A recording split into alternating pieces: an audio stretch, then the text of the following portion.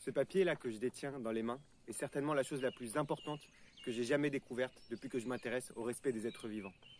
Ce papier-là donc, c'est la Déclaration universelle des droits de la Terre-Mère.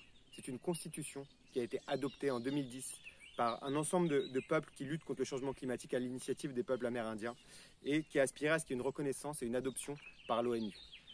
Cette déclaration-là, c'est celle qui va définir ensuite tous les droits et toutes les lois qu'il nous faudra mettre en place pour vivre en bonne cohérence et en intelligence avec les êtres vivants. Évidemment, aujourd'hui, une telle déclaration n'est pas adoptée par les institutions, qu'elles soient internationales ou même dans notre pays. Tout simplement parce qu'on connaît l'impact et l'importance des destructeurs de tous ces lobbies qui veulent faire la loi. Mais nous, rien ne nous empêche de légitimer ces nouveaux droits-là.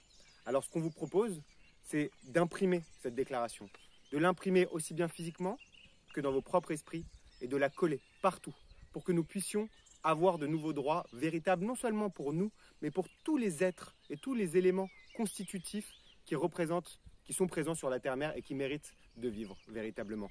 Permettez-moi de vous lire quelques articles pour que vous puissiez voir cette déclaration assez courte, puisqu'elle n'a que 4 articles, et qui explique cela.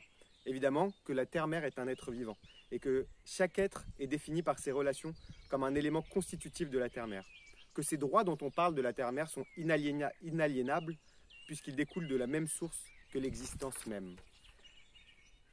Les droits inhérents de la Terre-Mère, c'est que tous les êtres qui la composent possèdent les droits intrinsèques suivants. Le droit de vivre et d'exister, le droit au respect, le droit à la régénération de leur biocapacité, le droit à l'eau comme source de vie, le droit à un air pur, le droit à la pleine santé, et encore de nombreux autres.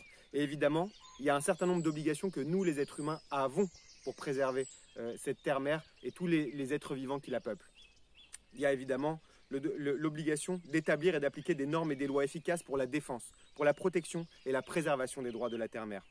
L'obligation de garantir la réparation des dommages résultant des violations par l'homme de ces droits intrinsèques. L'obligation d'investir les êtres humains et les institutions du pouvoir de défendre les droits de la terre-mère et de tous les êtres.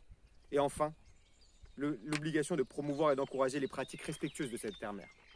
Voilà, aujourd'hui, la déclaration dont on s'inspire pour nos systèmes de loi, c'est la Déclaration universelle des droits de l'homme qui date de 1789, donc de plus de 250 ans.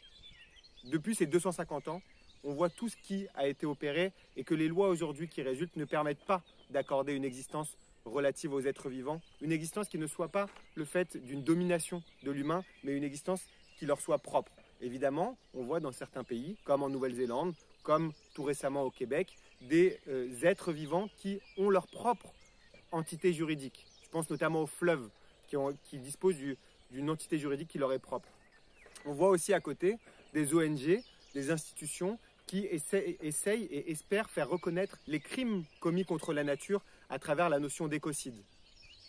Mais le point de départ, c'est cette constitution.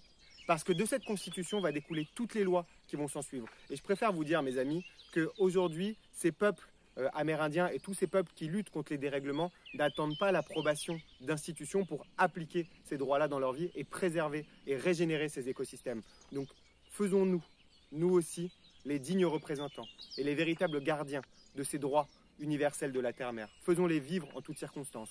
Nous les avons mis à disposition sur la plateforme Désobéissance Fertile pour que vous puissiez le télécharger, les imprimer, les coller partout où vous allez. Donc, il nous appartient, parce que nous sommes des êtres libres et souverains, de pouvoir faire et diffuser cette déclaration partout autour de nous et de les appliquer surtout. Voilà, que ce soit nos lois aujourd'hui et que ces lois futures découlent de cette nouvelle constitution qui a été établie pour accorder des droits à tous les êtres vivants. Merci de m'avoir écouté et j'espère très sincèrement que l'avenir nous sera radieux. À bientôt.